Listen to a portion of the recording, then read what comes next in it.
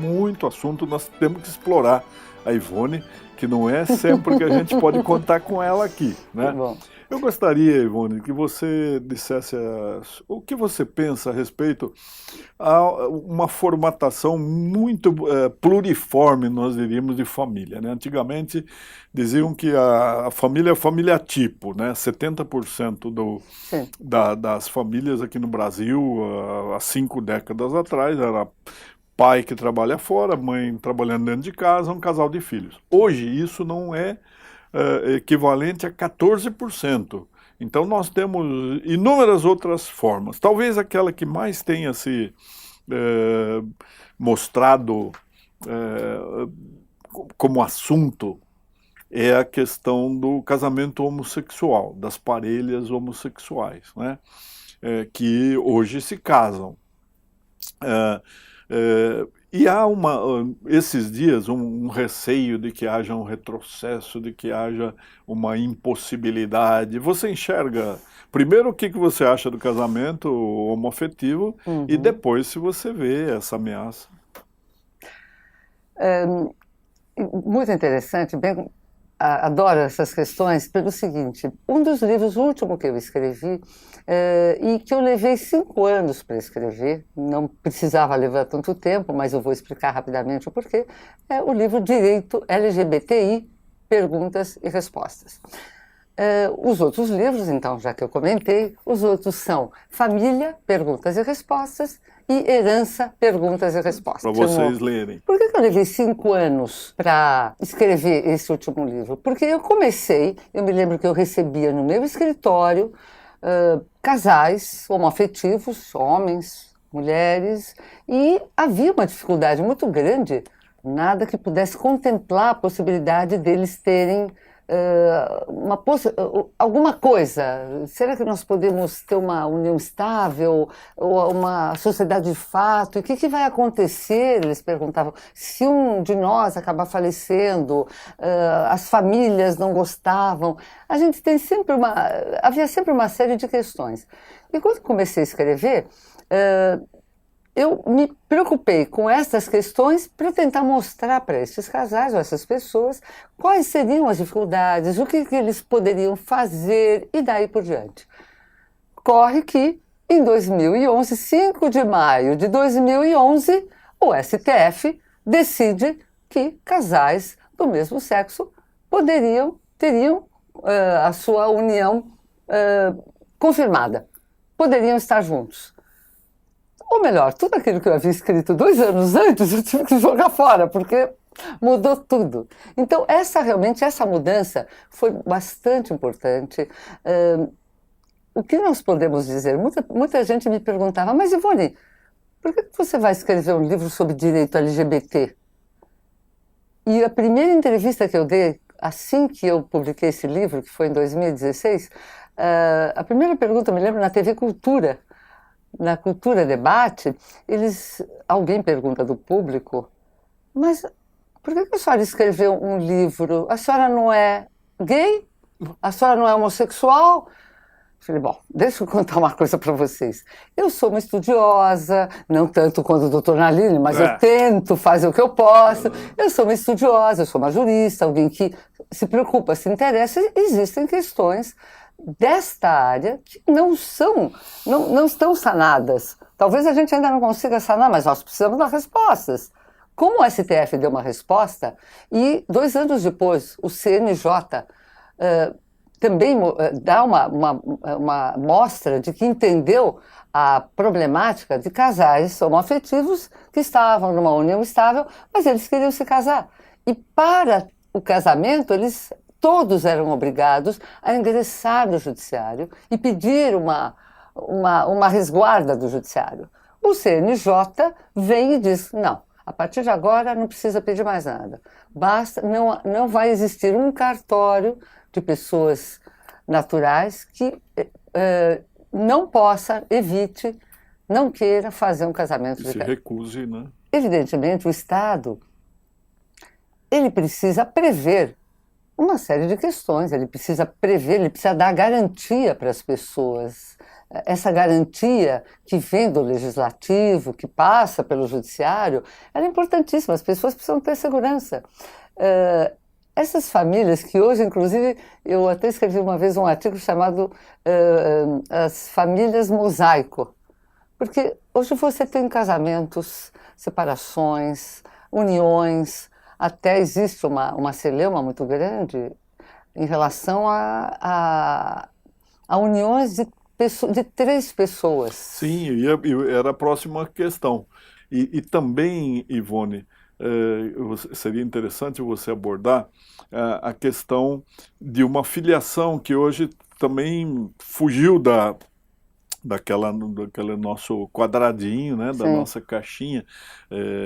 Conheço pessoas, por exemplo, 2 mulheres que estão vivendo juntas, embora sem casamento. Uma cedeu o óvulo, a outra o útero, com um esperma adquirido de uma clínica com escolha da altura, da cor dos olhos e de tudo aquilo que hoje a ciência e a tecnologia nos permitem, exato, né? Exato. E isso está sendo praticado, está sendo vivenciado.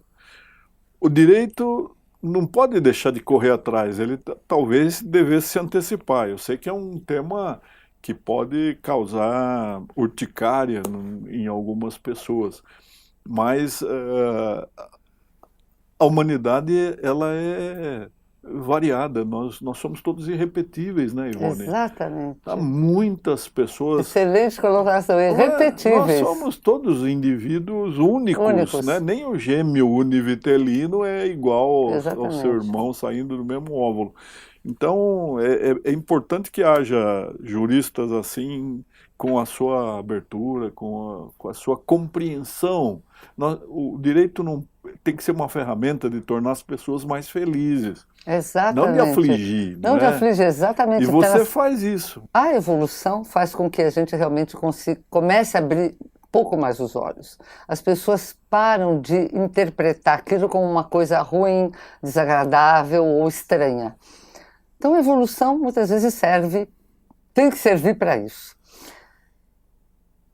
Quando o STF definiu que casais do mesmo sexo poderiam estar juntos e teriam seus direitos garantidos, eu me recordo que muitos dos ministros, na ocasião, eles se manifestaram dizendo que agora, a partir de agora, o legislativo deveria entender e finalmente legislar sobre o assunto. Mas o judiciário não deixou brechas para que o legislativo se oponha a essa questão.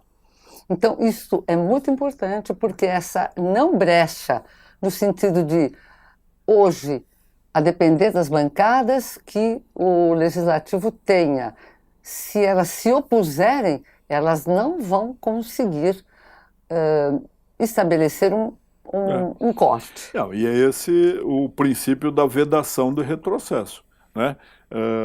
A Constituição do Brasil de 1988, toda principiológica, toda dirigente, um dos princípios mais debatidos, e isso aconteceu em relação ao Código Florestal, que praticamente foi revogado, é a proibição do retrocesso, ou vedação de retrocesso. Depois que um direito, um benefício é incluído no patrimônio jurídico de qualquer pessoa, isso não pode ser mais retirado. Né? Por enquanto, isso está prevalecendo. Agora, você acha, Ivone, nós estamos aqui falando mais com aquele pessoal que está trabalhando no registro de imóveis, garantindo a propriedade, que é um dos direitos fundamentais mais relevantes. Né? A pessoa, quando ela tem uma galinha, ela já começa a pensar nos ovos, ela já pensa num... Isso é natural, é bom porque desenvolve a iniciativa, aquilo a ética protestante tão bem leva a sério, mais do que a nossa tradição católica. E eu falo com isenção porque sou bem católico, fanático mesmo.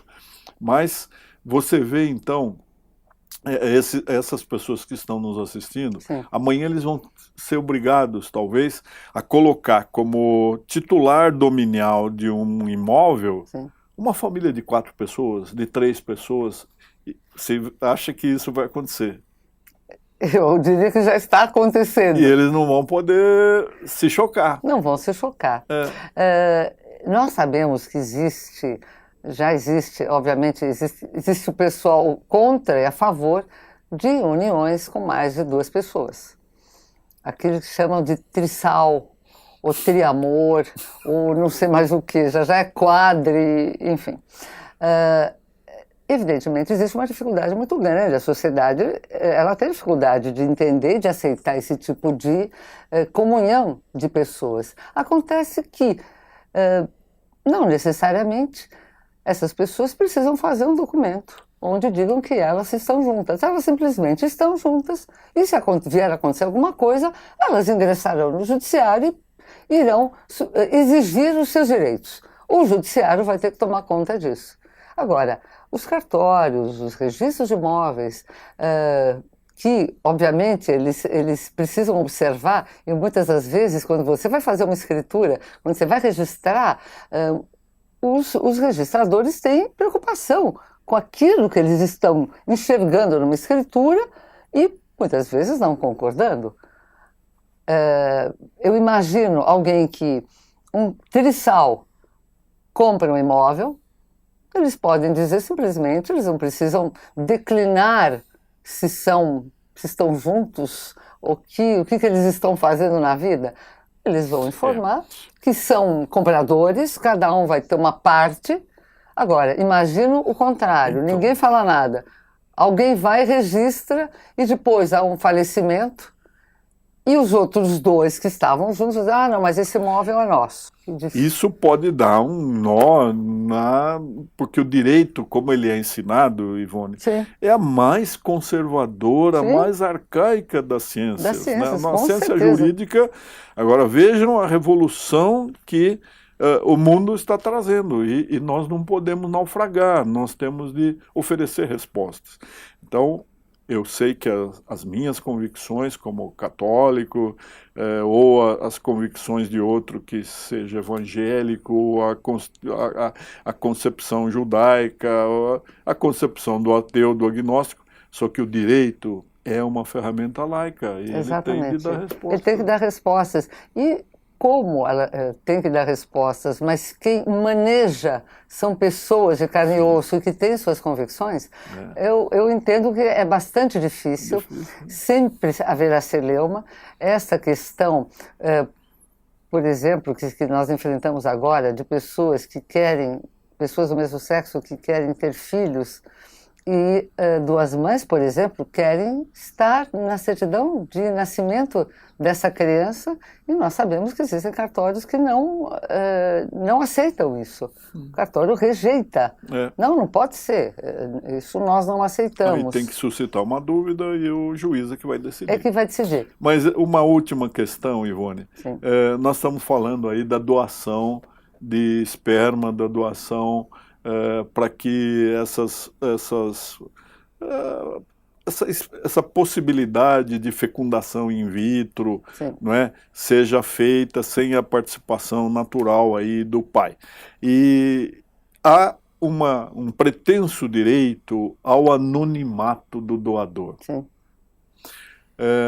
Quando essa criança for adulta, ela não tem direito à sua identidade, a saber quem é o seu pai?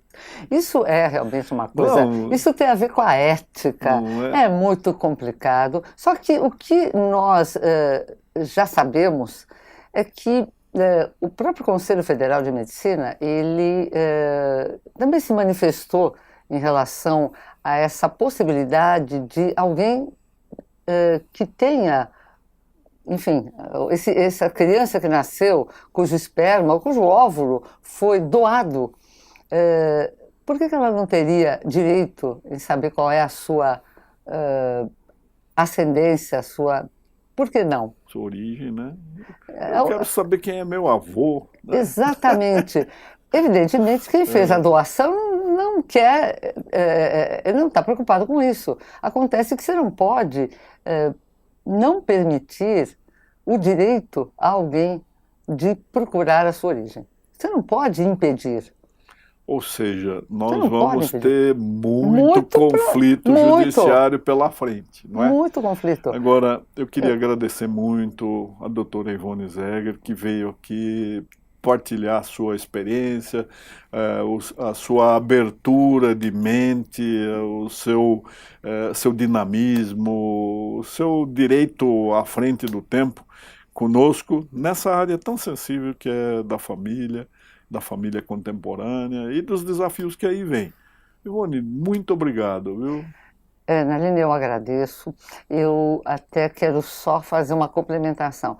Como realmente nós temos muitos assuntos, e eu até acredito que existam assuntos que até os próprios registradores, cartórios, têm muito interesse, existem muitos temas muito importantes. Hoje nós abordamos uma pequena parte deles, mas eu quero novamente me colocar à disposição, mesmo porque essa possibilidade de que vocês possam irradiar essas informações para um público seleto, mas esse público seleto ele é amplificado, as redes sociais estão aí para dizer, a coisa mais importante na vida de um cidadão é ele poder ter conhecimento. Com conhecimento, você vai longe. Existem muitos temas na nossa área, no direito de família e direito sucessório, e eu voltarei, quero voltar a qualquer momento para poder continuar discutindo outros assuntos. Olha a promessa, pobre cobra, viu, Ivone? Então nós vamos cobrar a volta da doutora Ivone aqui. Ótimo. E vamos fazer uma pauta, não é? Isso. Vamos pedir para você mandar suas dúvidas, porque dúvida é o que existe na cabeça de quem pensa, né? Quem fala com certeza, absolutamente, quase sempre está sendo temerário, não é assim, né? Nós precisamos meditar, estudar. Então mande as suas dúvidas e nós prometemos trazer aqui outra vez a doutora Ivone. Vocês adoraram, né? Quem não adora, Ivone? Muito obrigado. Muito obrigada.